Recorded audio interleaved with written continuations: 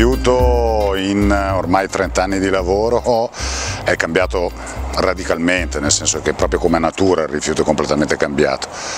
Che ormai il rifiuto è quasi costituito esclusivamente da materiale da imballo, e con l'avvento della grande distribuzione o comunque con l'eliminazione di quelli che erano la natura intrinseca del rifiuto, che era l'organico, che era il residuo dell'orto, cose di questo genere, si è spostato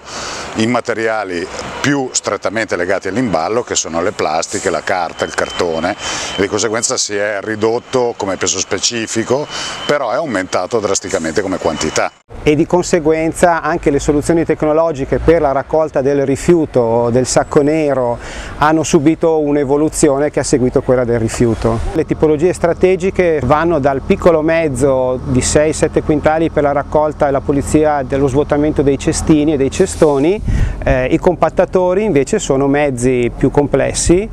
di taglia diversa in termini di capacità di raccolta, e sono sicuramente l'altra famiglia importante. Quindi i nostri mezzi della raccolta sono mezzi che sono in grado di operare nelle piccole vie 10 metri cubi di capacità di raccolta, fino ai grandi compattatori che arrivano anche fino a 23 metri cubi.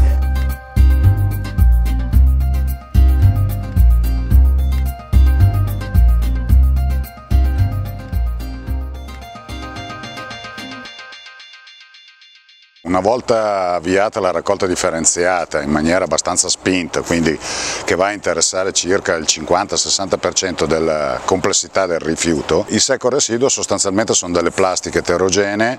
oppure sono delle frazioni sporche rispetto al residuo delle raccolte differenziate. Poi spesso e volentieri all'interno del residuo si trova anche la mancato conferimento da parte dell'utenza nel circuito differenziato del rifiuto. Inizialmente il rifiuto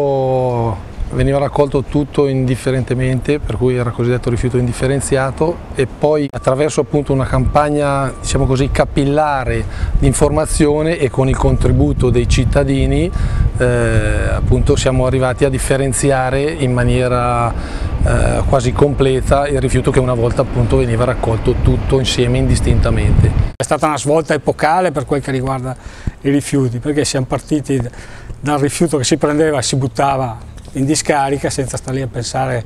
che si poteva recuperare, a un sistema che invece prevedeva il recupero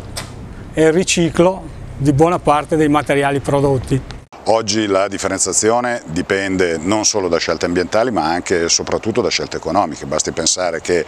a fronte di un costo di incenerimento che può variare intorno ai 100-120 euro a tonnellata del secco residuo o comunque del rifiuto tal quale portato all'inceneritore, noi possiamo ricevere dei finanziamenti, quindi abbiamo un gap sul trattamento finale che giustifica l'intervento di raccolta differenziata. Beh, sicuramente il porta a porta è molto più efficace perché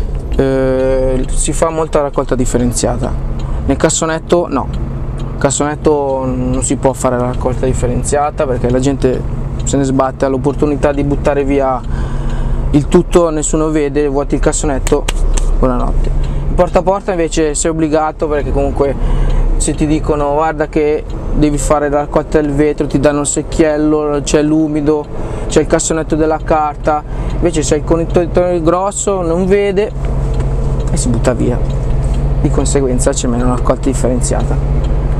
Fermo restando che comunque la raccolta differenziata, laddove è partita in maniera capillare e molto spinta, abbiamo avuto complessivamente anche una riduzione del rifiuto.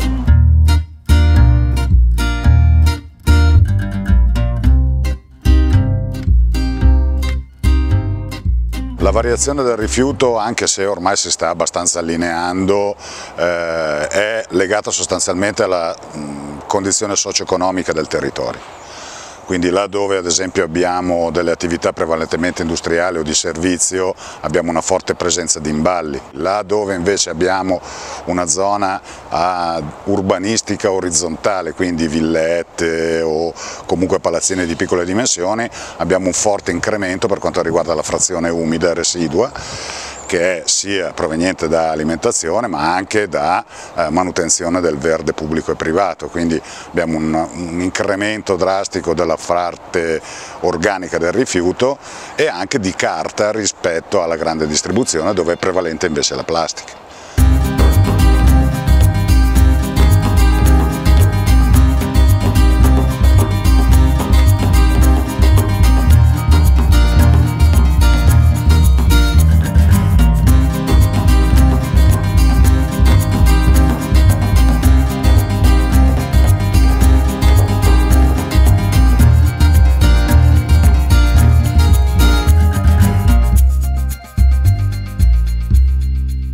Il giro di raccolta viene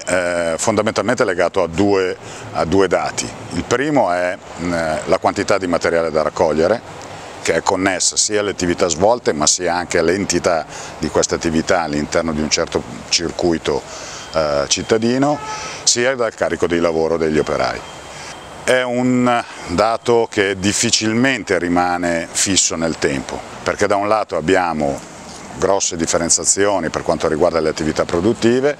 dall'altra abbiamo una grossa migrazione di residenti o anche incrementi, perché spesso e volentieri ci si trova ad affrontare raccolte in zone che inizialmente erano disabitate, trovano piani di lottizzazione con 20-30 mila abitanti di botto e quindi va continuamente modificato questo tipo di struttura. Per dimensionare un itinerario di raccolta o comunque l'impianto di raccolta, a monte vengono fatti appunto dei censimenti, si deve valutare il traffico veicolare, le macchine in sosta, piuttosto che la densità o la tipologia dei quartieri, se sono